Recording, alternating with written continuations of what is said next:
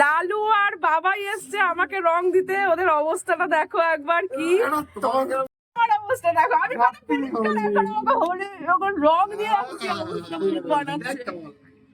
ভালো ভালো ভালো ভালো করে মুখটা সাদা না থাকে, মেকআপ করিয়ে দিচ্ছে, মেকআপ মেকআপ ভালো করে লিপস্টিক কাজল সব একবারে হয়ে গেছে। ওই জলটা দিও না, জল দাও বললাম ওই জলটা ছিল না।